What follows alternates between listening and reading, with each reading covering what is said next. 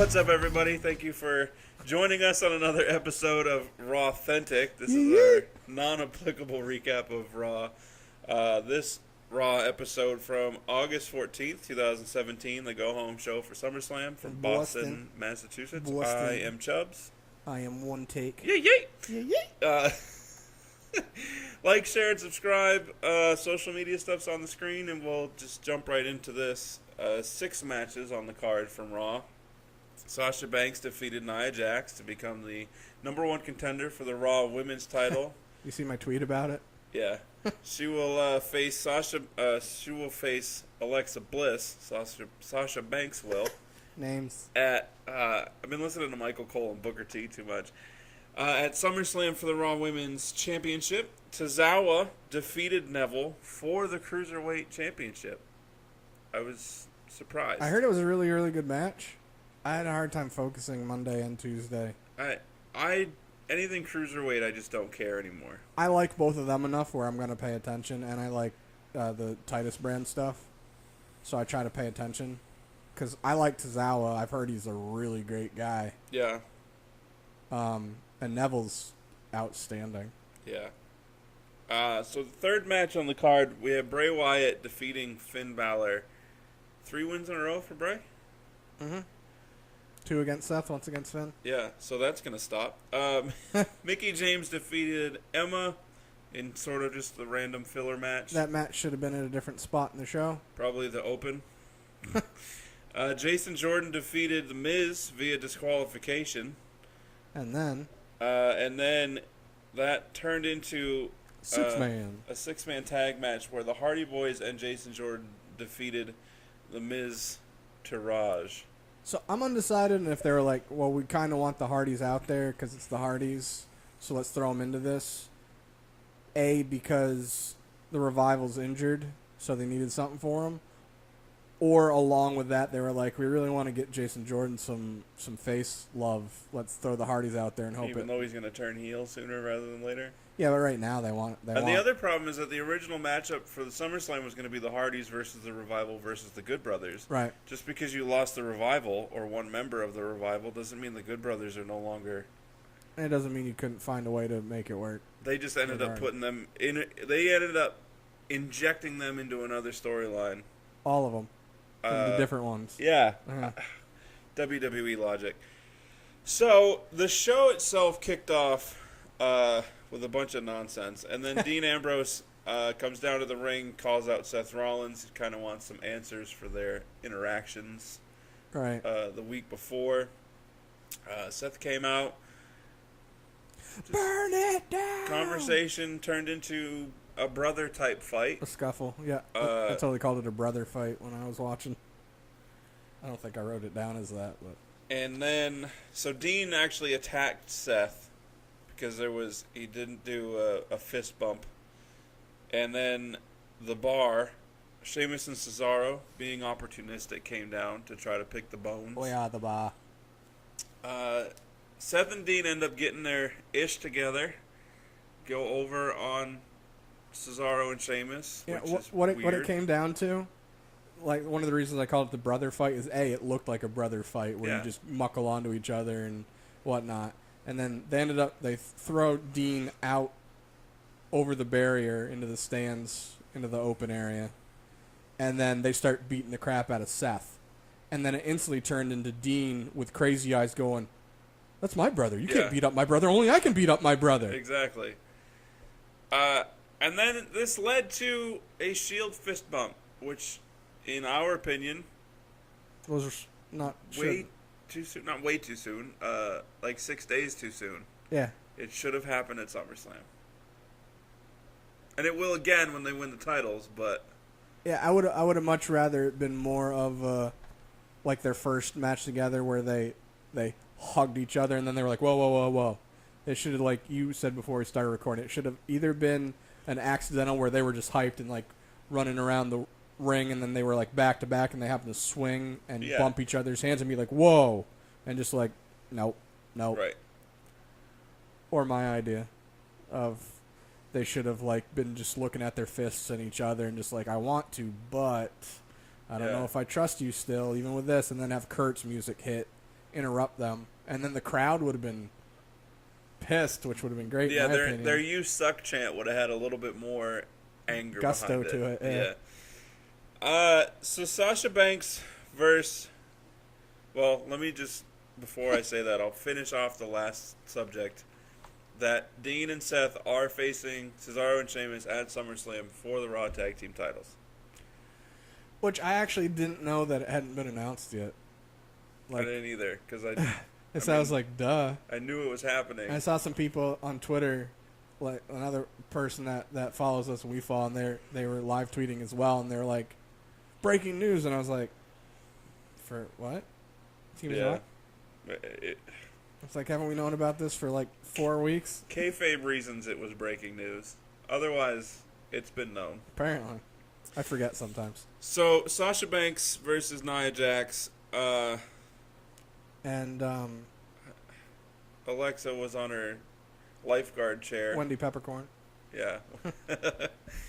I mean, that wasn't a terrible match as far as a Nia Jax match it was goes. I actually liked it quite a bit because there was a botch in there that I don't remember off top, but I think they're finally getting to the point where Nia is actually coming off like her character is supposed to. Like, she looks dominant, opposed to before it was just like, I don't buy this. Because what she was doing didn't look the same to me. Like, I don't know how to explain it. I can tell by your look at your face. Because before she was just squashing jobbers, and it's like, well, obviously. Well, even with the main roster chicks, it was just like, her big thing was, like, she just kind of grab onto them. Yeah. And throw them once or twice, and then just be in the corner, kind of hitting them with an elbow, do a Samoan drop. Run into them. Yeah, and then do a leg drop. Now she's actually, like, woman-handling them and doing more moves, so it, to me, comes off more of, okay, your character makes sense now. You're actually doing what you're supposed to do. And when she loses, it's more of an overcoming for the other person. Yeah, than opposed to, instead of a fluke win, it's more of a, like, they had to climb the mountain, so to speak. But overall, it was a good match. I like Sasha took some hard bumps. The one where Nia swung her into the barricade outside. Yeah. That looked like it hurt. And then when she reversed into the DDT, that was pretty sweet. It was. I mean, that was all Nia, but yeah, all she had to do was fall down. All she had to do is hold Sasha and kind of spin her around, and But either way, it looked cool. And Alexa, she's hot, so. Did you see the video of the young fan at the live show that smacked her butt? Did you see Nia's face? Because at first she's like, "Don't touch her," and then she was like, when she walked away. Yeah, that was quality. Good on that kid, though. I bet the problem is he's not going to wash his hand for a while. The problem I had with it is I'm being like. No, his parents should not have allowed him to do that. No, like that like if I would have done that. But I'm not saying if I didn't have the chance. I wouldn't, because I'm an adult that understands repercussions of your actions. It's pretty. If it was a chance I had where it was just like, if they were just like, hey, slap her ass as she's walking by, yeah. Opposed to like creep mode doing. Of course, it was a kid, so it's not. But right. Yeah. I laughed and it bugged me at the same time. Yes, I thought it was funny, but yeah, definitely as a parent, I'm not allowing my kid to do that. The other one we'll get to later for the SmackDown episode. Oh yeah, well, that was a grown woman. Well, partially grown woman. Age-wise, she was age adult, but child built. So Sasha versus Alexa at SummerSlam for the women's title. With Sasha winning in her hometown, which that's 2 people this year that I know of, because Rich Swann and her won in the kickoff show for their inner Baltimore. Yeah, I just don't remember the pay-per-view. Doesn't matter. No payback. No. Whatever. Payback. Maybe. Payback. Either way, they had their intergender match and they won. They had their mixed tag match. Is intergender wrong? Yeah. Intergender would mean that the men and the women can fight each other. We know that's not happening in WWE. No, I'll stick to PWG for that. But yeah, so I'm undecided.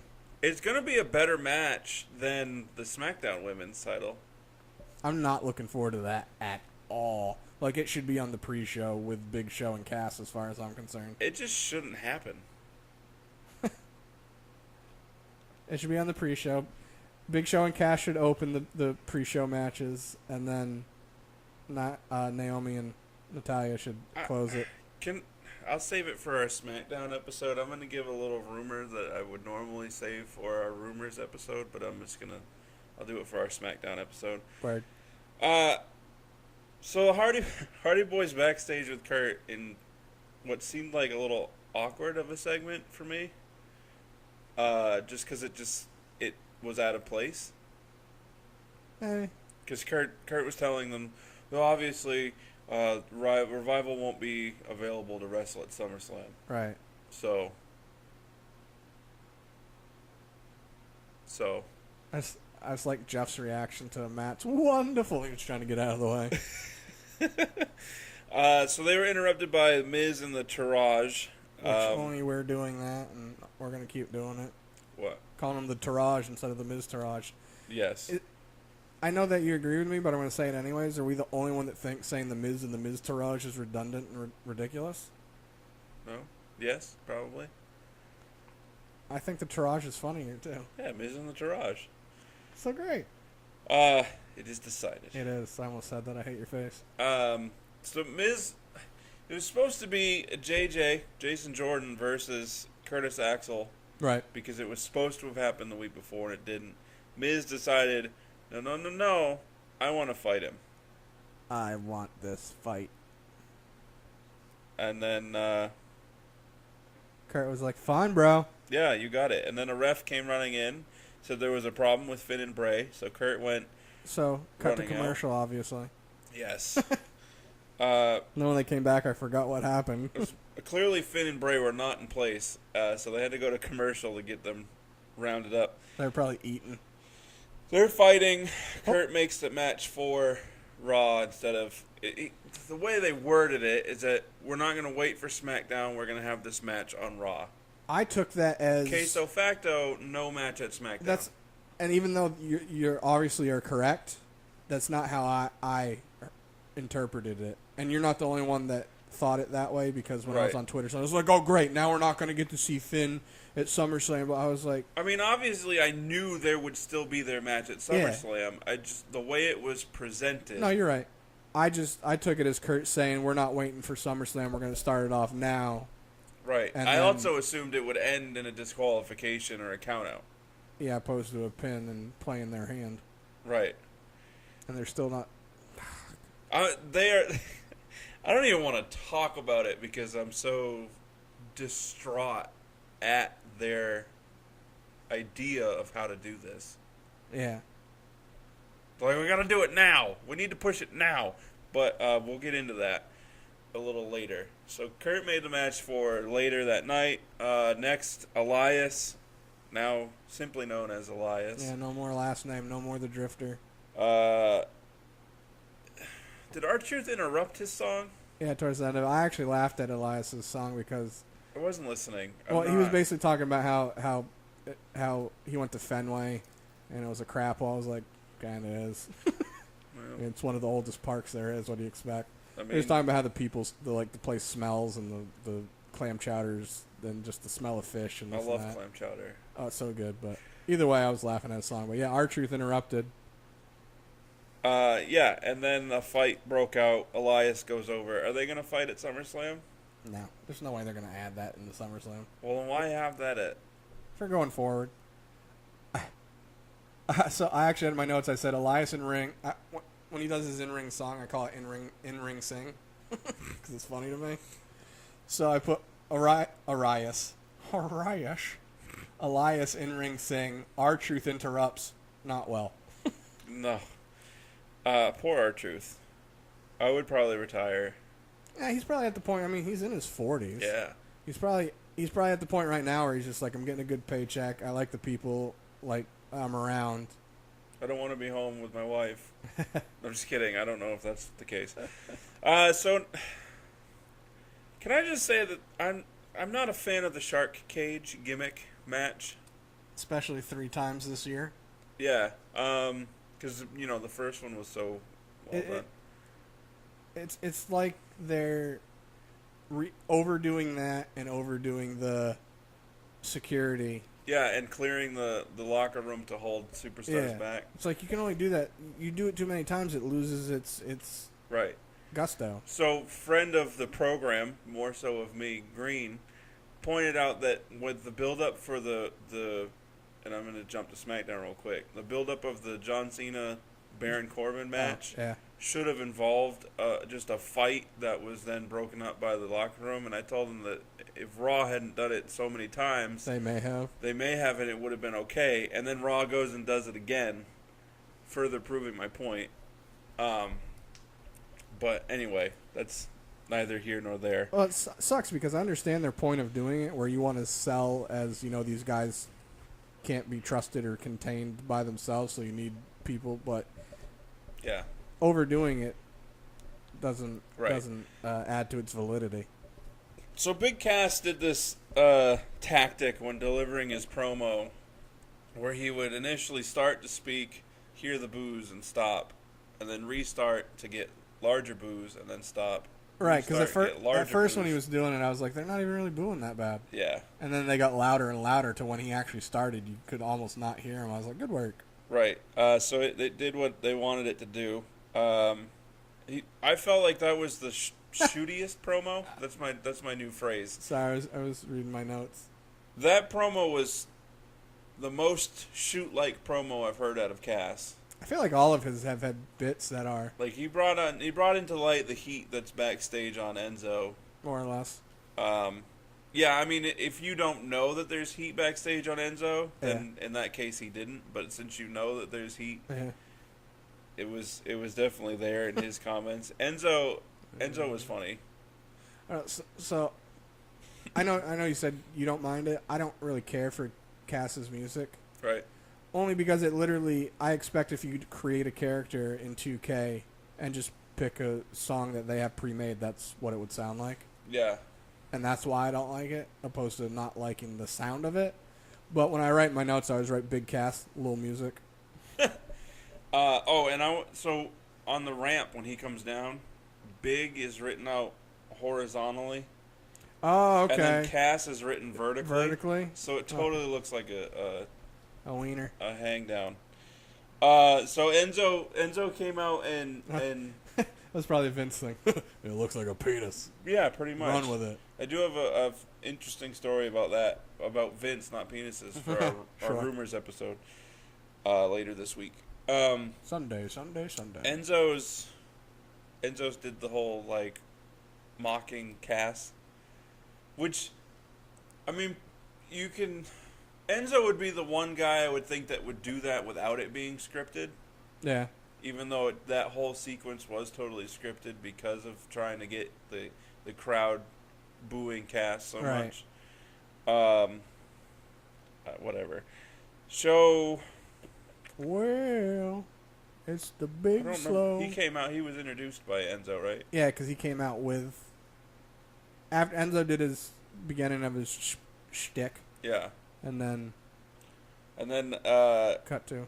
And then they were attacked by the Good Brothers and Cass. Yeah. Super weird.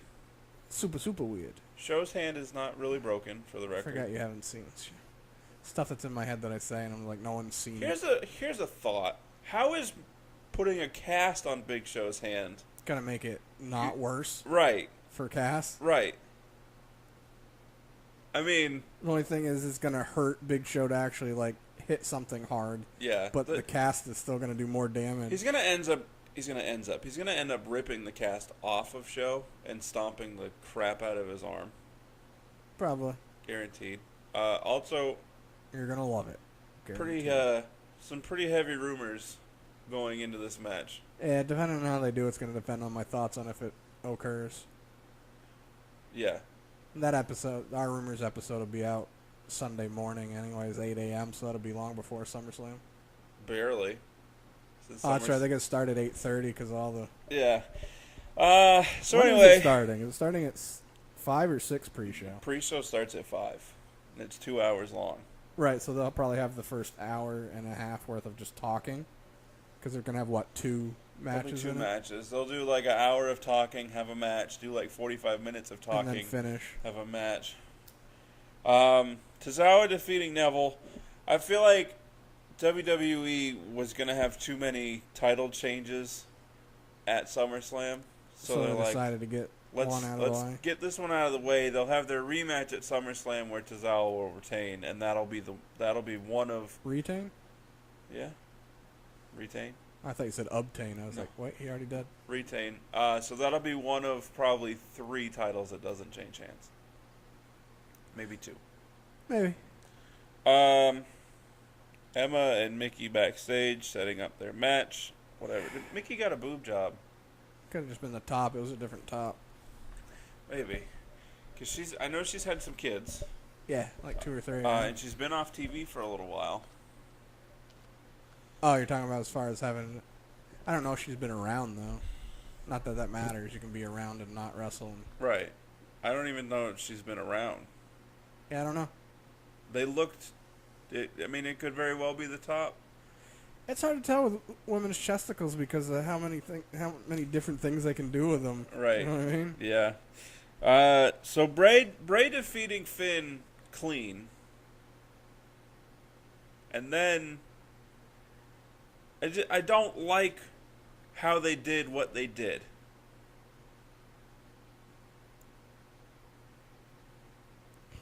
And I say that because, you know my feelings on it, and well, the right. people listening don't. So all right, I'm asking them to read my go, mind. So we'll go, Bray won the match. Yeah. Afterwards, lights go out, come back on. Finn's in the corner on the sitting. This was after a second Sister Abigail after the match. I still thought there should have been more than 2, but that's besides the point.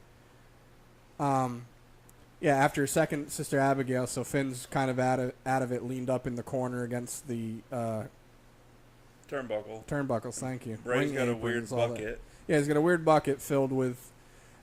Apparently, they didn't want to call it blood. It was just a acidic. What did they call it? What did Cole call it? I don't even know, but it was totally like raspberry syrup. Yeah, it was their version of TV blood. Yeah, and they probably made it that way because I'm guessing it was either they did it that way because it would be easier to clean up, or they ended up just having a second apron to switch out, ring apron. Well, if you're trying to cut down production costs, that's a bad move. Dude, and by the way, not to actually, no, we'll get to that later. Remind me about Brock when we get to the end. Okay. So either way, Finn's out of it from the 2 Sister Abigails in the corner in the turnbuckles, sitting. Bray dumps the blood. Well, the viscous. That's what it was. Acidic viscous material. It was TV blood. Yeah. I don't know why they couldn't say that. It was blood. He dumps it on Finn, who comes to and is freaking out. Did a really good job, I thought. Yes. I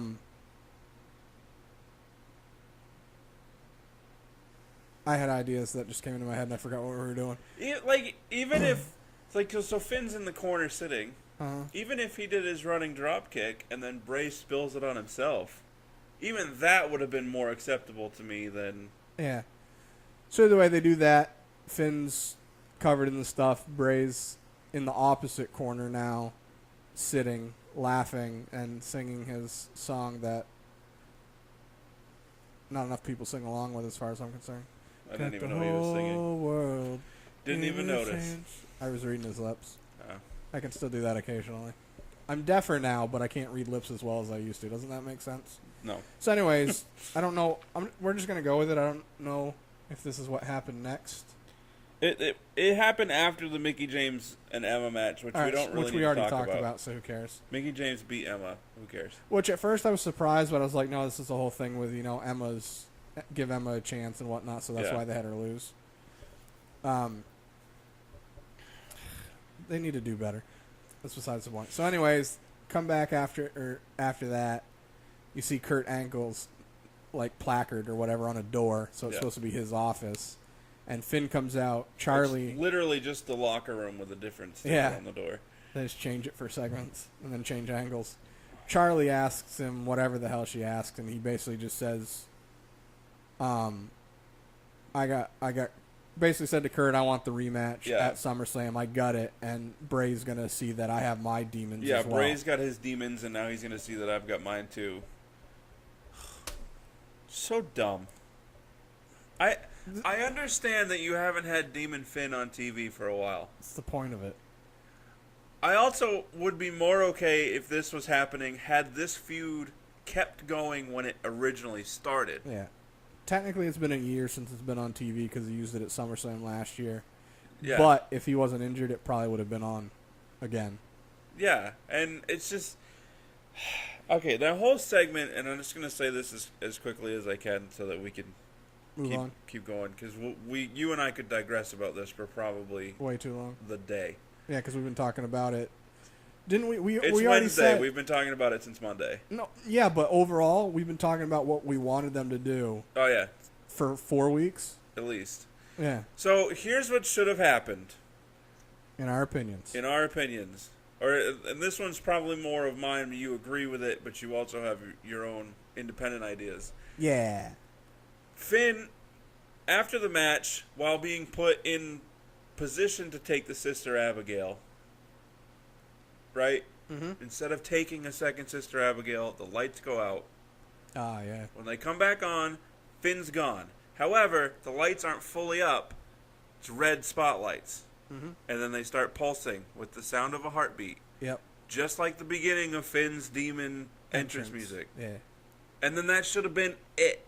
Yep. You tease it for a while and build to it. There should have been nothing more than that. Because even though Bray has made statements about Finn's demon, right, and snatching him from the heavens and bringing him down. Even though demons, well, they started up and went down, whatever. Besides the point. I agree with you. I like that. My whole thing is, I understand that they want it because the demon's popular and they want it on TV and they want it on for a pay-per-view. Right. And they know that it will, I mean, it's SummerSlam. It's going to be sold out anyways. Yeah. You know what I mean? In spite of gender. What I would have rather they had done, I like your idea as well. What I would have rather they had done is you just have a build-up to it where, it's not, I know it's been a few weeks and there's been subtle wordage hints, but I feel like they needed to do where Finn needed to try to act like he was fighting it, like he doesn't want to use the demon because he knows how strong it is and it's not safe. Right, and Bray's trying mercilessly to get it. And Finn's just like, no, it should have been a fight back and forth between them, opposed to, you just dumped a viscous fluid on me, now I'm angry. Yeah. And this is also saying that I want the feud to be longer. Right. And I'm not saying that it'll be over at SummerSlam, but knowing WWE, it may be. The other thing, too, is even with Finn saying that I've got demons, too, that could have alluded to where he wrestles as regular Finn. More aggressively, and then also you could have it to, like, Bray, in previous Bray storylines where he's had kids get involved just as distractions, you know what I mean? Like, little kids wearing sheep masks and singing, holograms, all that stuff. Right. Do that with Finn, if anything. Yeah. But instead, you're even going to announce on Raw that at SummerSlam, it'll be Demon Finn versus Bray. Yeah, it was ridiculous. No surprise to it whatsoever. Yeah, they literally, the graphic after he said it was of him. Right. In And Demon. it's not like, SummerSlam still needs to sell 10,000 tickets to sell out. We better advertise Demon Finn. Boom, they've sold out. No. I'm sure that they had already sold out. Yeah. I mean, I'd understand if they were going to use it on one of their B pay-per-views. Yeah. Doing it that way, but no, it was poorly done. What I would have rather them did is, like I said, have the build like we were talking about, and then literally have it, as we were saying, where Finn's fighting against it because he's like, no, it's not safe. I know how strong it is. And Bray's like, I want to see this mamma jamma. I want to control it. Gimme. Yeah. And then Gimme.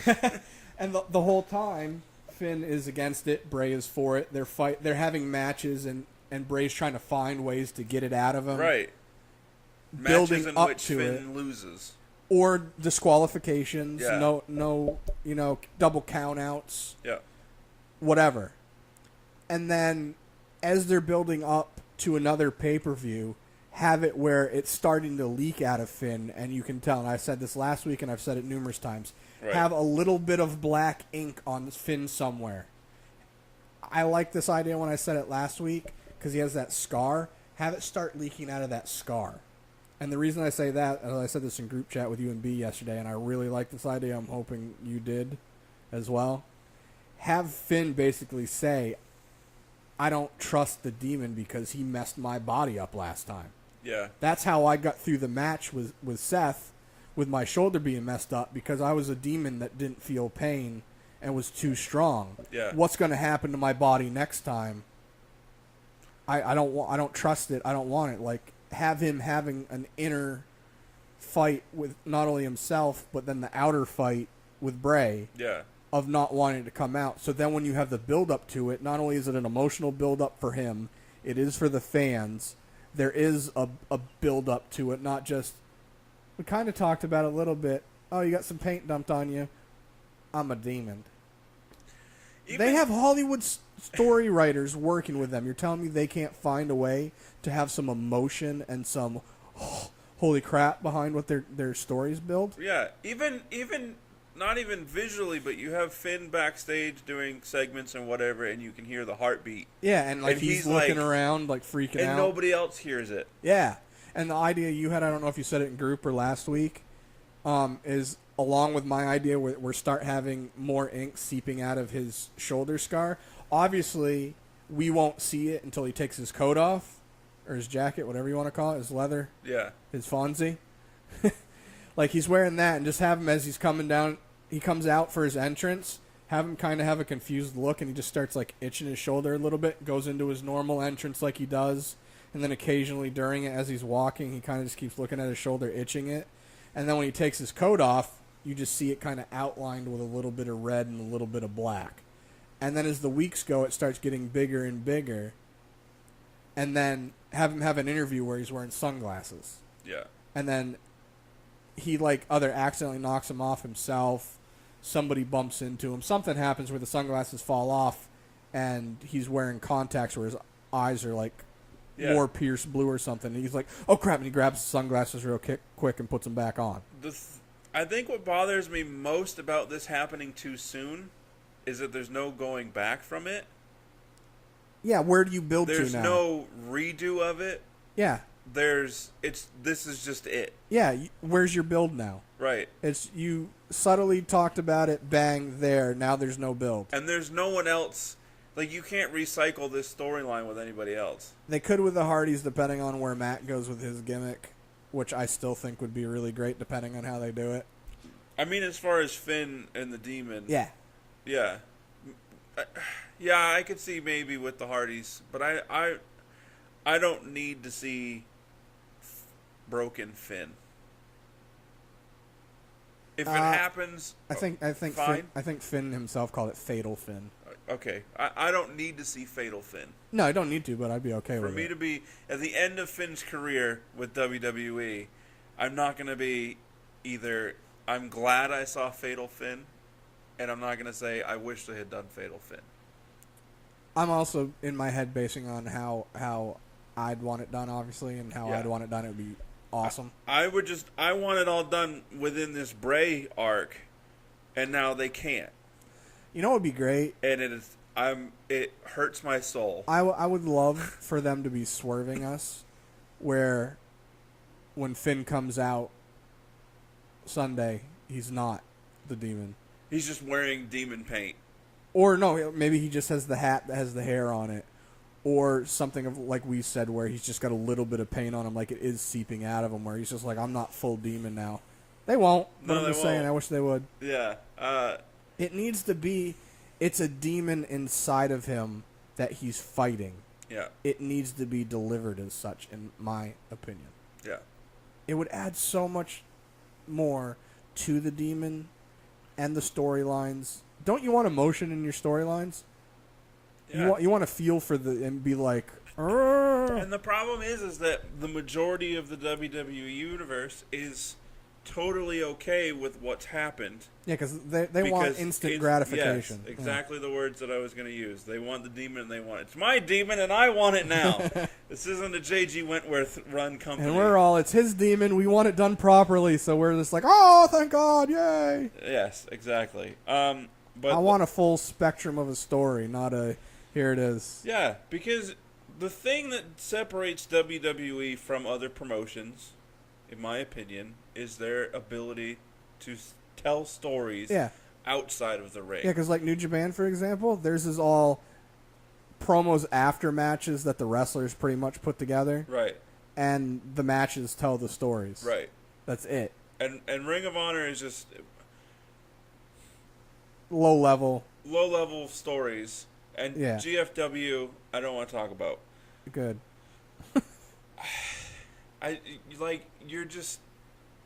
You're taking away what makes you different and special from the other promotions by not capitalizing on a full story arc for Finn and Bray. You know how many times I keep hearing this? How can WWE get the network over more?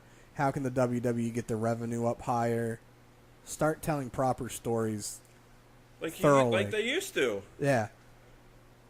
Like, did they honestly not realize that one of the reasons people aren't viewing as much is because the stories aren't as good? Right. All the wrestling is too similar. Yeah. And the stories are short and have no feels to them. I use the Attitude Era, for example. Why do you think people are geeking out over Seth and Dean? Yeah. Not because of how it was done, because it's like, yay, they're giving us something we wanted, and it's making us remember when times were good. Right. The Attitude Era, rampant with mid-talent guys in ring that were main event guys. Yeah. Because of storytelling outside of the ring. Exactly. I forgot where I was going with this. Because look at Bobby Roode. Now you have elite in-ring talent. Yeah, it's that amazing. You're putting handcuffs on. Even your bad guys are good for the most part. And then you're also handcuffing the storylines outside of the ring. Yeah. Because, well, we just need to get this done because it's what the fans want. Yeah, and I also feel they're too worried about injuries, which I understand, and that's where you need to be smart with your Tory selling, your storytelling, where you literally can have one or two people have an interaction with anybody in a feud. That way, if somebody's injured, you have an organic out right there. Yeah. It is not brain surgery. Like, I know we can sit here and, not be in the WWE creative, and it's easy for us to say this or that. No, it's literally storytelling 101. Right. It's not brain surgery. Yeah. And leading into this Bray-Finn feud, I would say let us write that story. And I'd be like, we can do as good a job, especially, well, if not better than the current writers. Yeah. But now, if somebody was to come to me and you and say, okay, from here, where do we go? I don't know what to tell you. You know what? You don't go anywhere from here because you cut your nose off to spite your face. The only thing they could do from here, which I said in group kind of as a joke, but is literally end up having Finn win the Universal Championship and like on Sunday pay-per-view and losing it Monday, and then him just turn into like half Finn, half demon, and he can't control himself anymore. He's just out of control. No one can control him backstage. No one can control him in the ring. Like, that's the only thing they could go. They could even do half the paint and interview him from the side. Or literally just have his eyes. Just have his eyes like it's seeping out of his eyes. Yeah, and just interview him from the side. You're like, okay, you're talking to regular Finn, but then all of a sudden the demon part takes over and he turns his head and you've got the different... And he's just kind of like breathing heavy. Yeah. I'm... It sucks because... Like, I think we should have a moment of silence for the death of the storyline. That's how bad that's... Well, the thing that pisses me off is I'm still remotely entertained. Actually, No, I'm not. Oh, I'm done with it. Especially with Bray, it's like they find ways to screw up his stories. Right, the Bray-Randy storyline was great. What did they do? It was rushed, but killed it was great. They rushed it and killed it. Yeah. Finn and Bray could have been a great storyline, Uh-huh. and they rushed and killed it.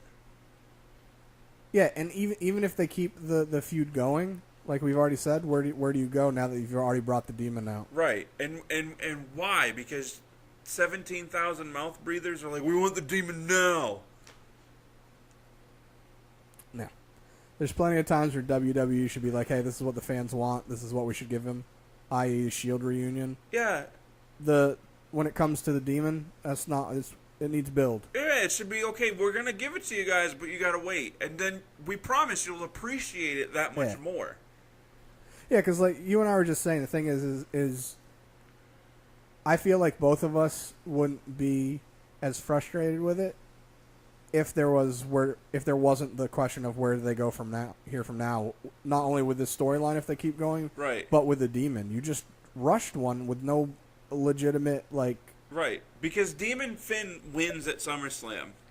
Yeah, because that's what's supposed to happen, and then that's the end of that feud. Yeah. I mean, because there's not a championship belt involved, so it's not like there's a rematch clause. Right. And then it's Bray saying, okay, I did what I came to do. I brought the demon out of you. Unless you're going to make him stay the demon, and now the storyline is him trying to break free of the demon. Which I could kind of deal with, but in the same. I can too, but then what's going to happen is you're going to see the demon too much. And it's going to completely lose its... Right, and then it's going to have to be at least another year plus before you see it again, once he breaks it. Right. But then halfway through that, people are going to be like, we want the demon. What if they end up... Stupid. So what if they end up doing... Stupid. You're all stupid. What if they end up doing a thing with the substance that Bray poured on him, brings the demon out, and keeps the demon out, and that's where they go with it? All he has to do is take a shower.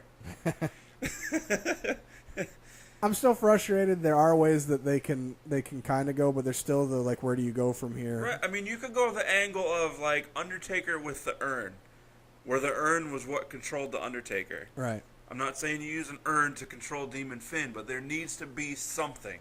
Right. Whether it be rosary beads or a hat. Pentagram or just something. Right. His coat. Right. I mean, you can go that route.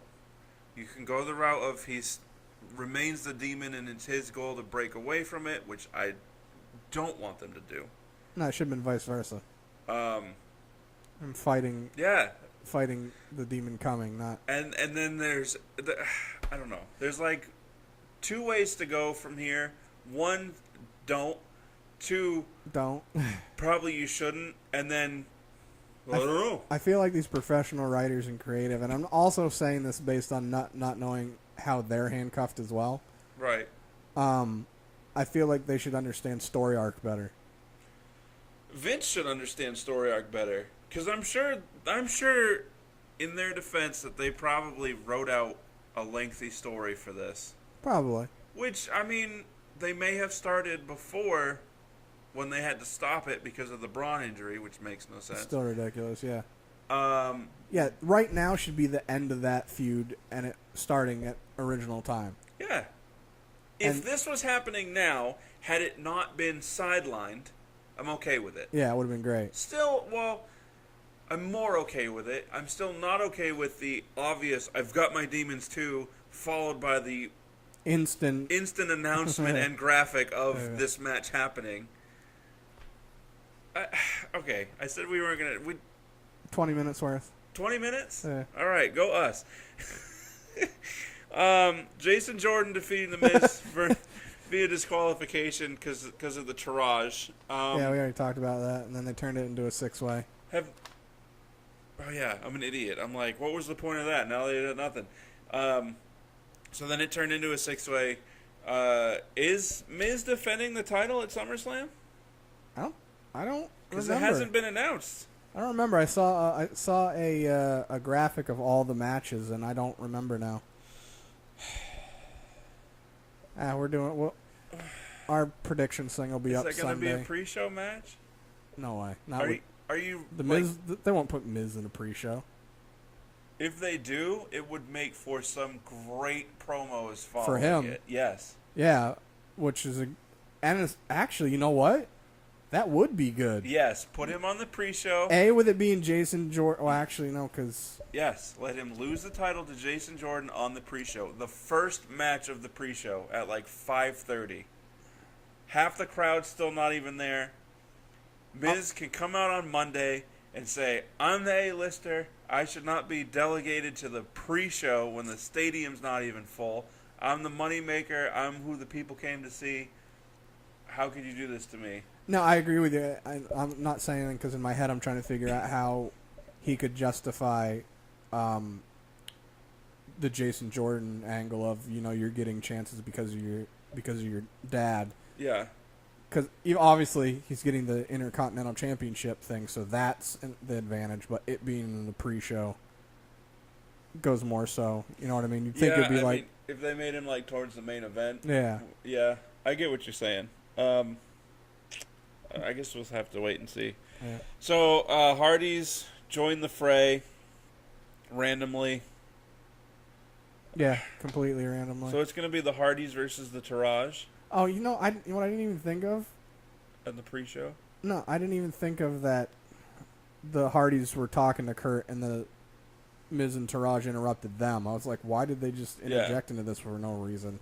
So that was WWE logic. Oh, they had a segment together, therefore that's the connection. Right, which is sort of what you want to happen as far as branching out storylines in case of injury. Yeah, but not making one out of it. Right, no, I agree with you. That's in case ish happens stuff, not... So, we end the show on the... I don't know how to word this. If you take it for what it was and you ignore previous anything, it was good. The segment that we're about to talk about? Yes. Yeah. Yes, I agree with you. It was a good segment. It had some laughable moments that shouldn't have been laughable moments, but were hilarious. One shouldn't have been. The other one, I'm okay with. The Joe one? Yeah. I just laughed at it because I don't think it was supposed to happen, and I don't know why Joe decided to do it. Right, it's not like he was in his way. Yeah. So, skipping ahead, and then we'll Quentin Tarantino and go back. When Joe came down to the ring, he pushed one of the security guys. That was kind of near the steps to the ring. But wasn't even in his way. And he wasn't facing him or anything, so the guy didn't even know it was coming. He almost fell. Right. It's like he used to fight with him in Jacksonville. That's a Deadpool reference. So Kurt Angle comes out and introduces Brock, and then just goes and sits down. Yeah, I thought that was weird. I get for the purpose of Paul Heyman's promo that Brock comes out first. Uh-huh.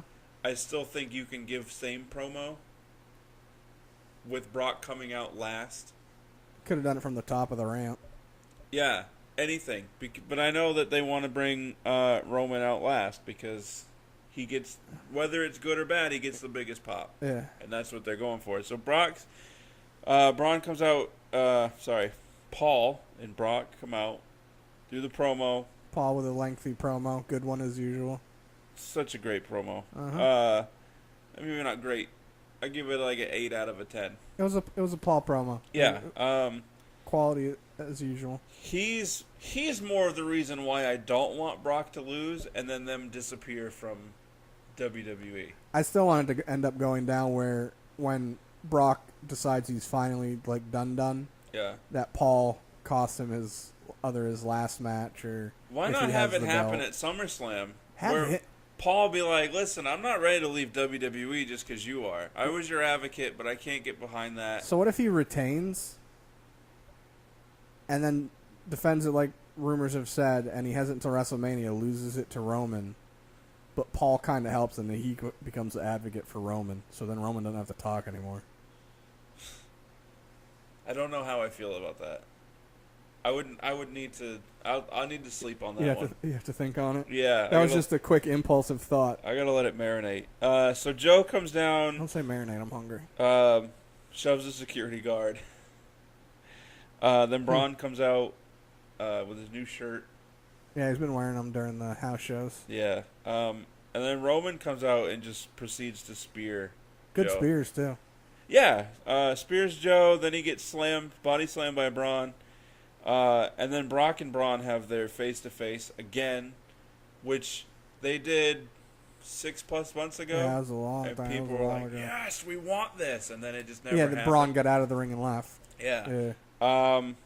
We do this on my time. They didn't really fight, though. No. They tried to. Yeah, and then and that's the point behind it is, they're trying to and they can't build up.